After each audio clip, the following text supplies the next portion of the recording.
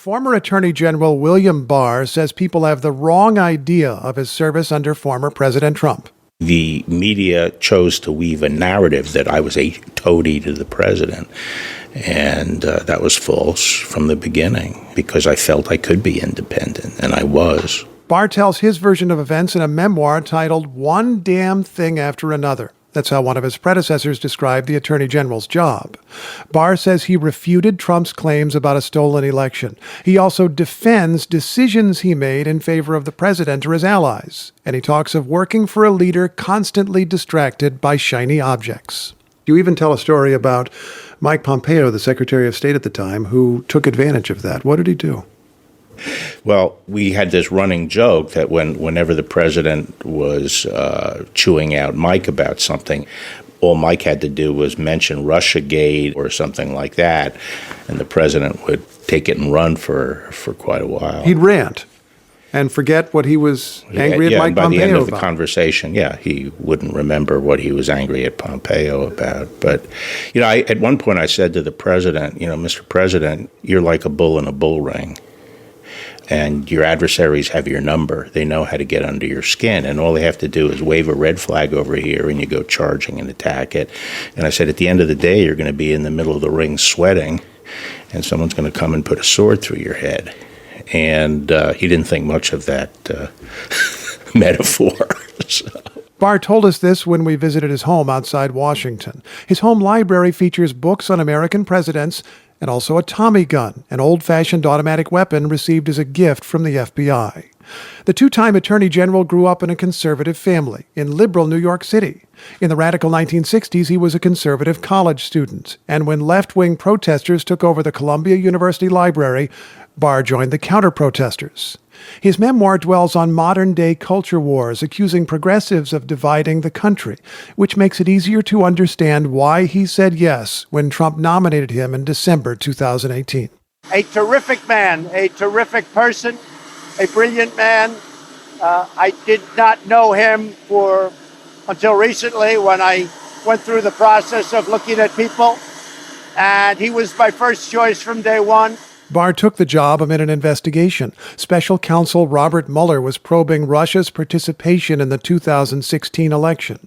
Mueller's report documented contacts between the Trump campaign and Russia, but Mueller did not find an illegal conspiracy and declined to say if Trump did or did not commit the crime of obstructing justice.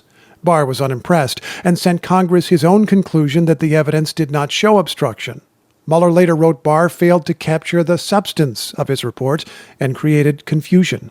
And you give a couple of details of Robert Mueller. You talk about his hands shaking and his voice quavering and something seeming a little off. Would you tell me flatly what you intended to suggest by including those details? What I was that there was something wrong with him, I thought. I thought that he had a health problem. Did you ask him? No. Have you since? No. Have you spoken with him since his report came out? No. He was a friend of yours for many years, wasn't he? Yes. But I haven't spoken to him. Is that just by chance? It hasn't been calculated. I just haven't had the opportunity to speak to him. What would you tell him now? I wouldn't tell him anything. He tried to do his job. I tried to do my job. Barr also says he was doing his job when he dropped charges against Trump's former national security advisor. The times I intervened in a case that was politically charged, it was to do the right thing. It was to stop an abuse. Do you mean like dismissing the charges against Mike Flynn? Yeah, that was an abuse. That was an abuse. Why was it an abuse? He lied to the FBI. Well, he pled that he lied to the FBI. He admitted it, yes. As part of a plea deal, which was one of the reasons I was reluctant to get involved in it. But he contends the FBI did not have a good reason to question Flynn in the first place.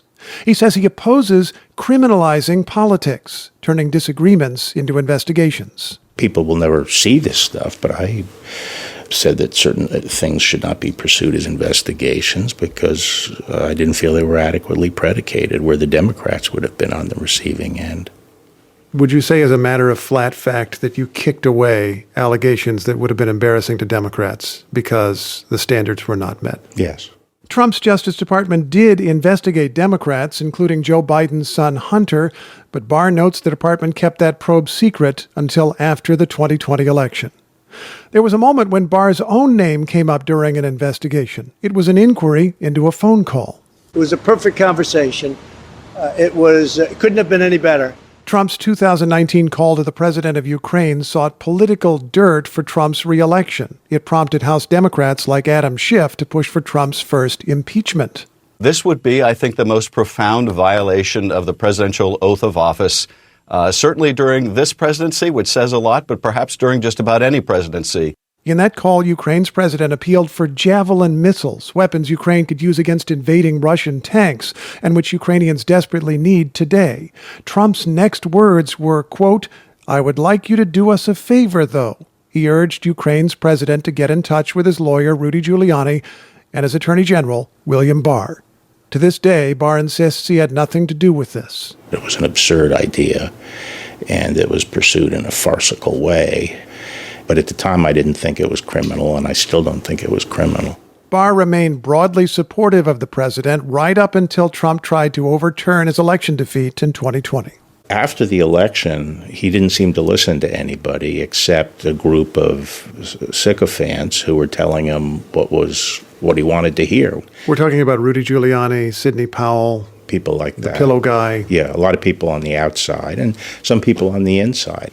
Trump said publicly the attorney general isn't looking into this. He doesn't want to find the facts. You make it clear in the book you went looking. You looked at the allegations. Right. Most of the allegations were not really alleging fraud.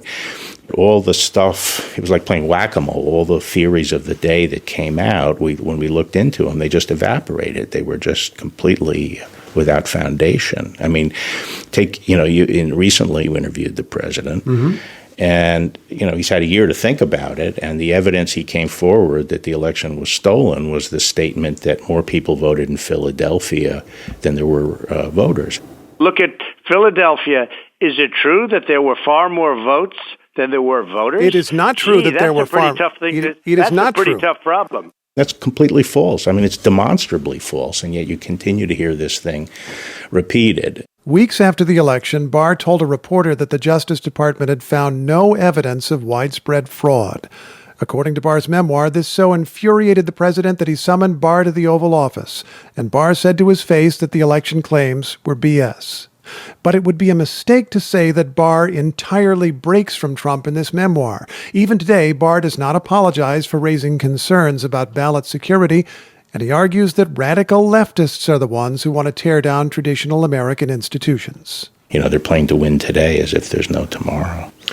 Can you speak to the other side in this argument? People who look at the Republican Party and see a lot of office holders and media figures who seem to want to tear everything down, who seem to have no interest in the institutions that you feel are important.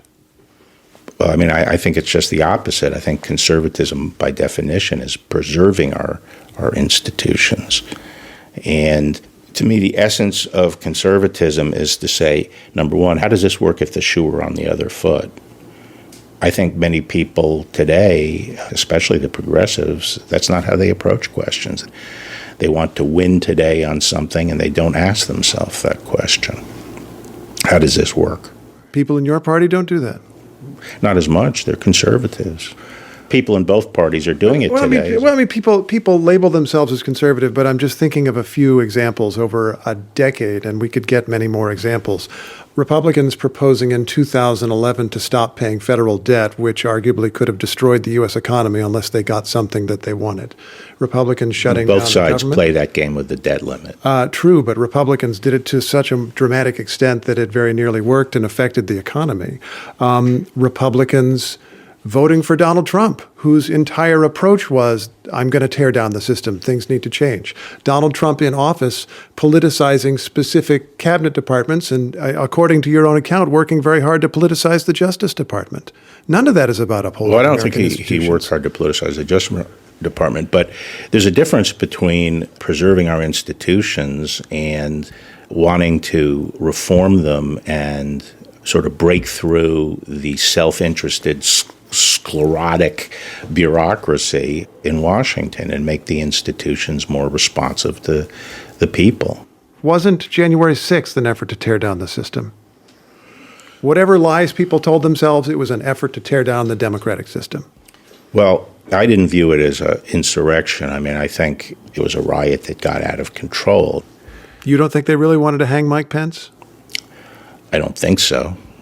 The gallows that they constructed? I didn't think there was a risk that they would go and get Mike Pence and hang him up on Capitol Hill. I thought that was essentially a propaganda type thing. Barr describes the attack on the Capitol as tragic and deadly, but also a farce. He says if he had been in the Senate during Trump's second impeachment, he likely would have sided with the Republicans, most of whom voted to acquit. It was after Trump had left office. Yet when he considers the next presidential election in 2024, William Barr says Republicans would be wise to nominate someone other than Trump, someone without the, quote, obnoxious personal characteristics of the president he once served. William Barr's memoir is titled One Damn Thing After Another.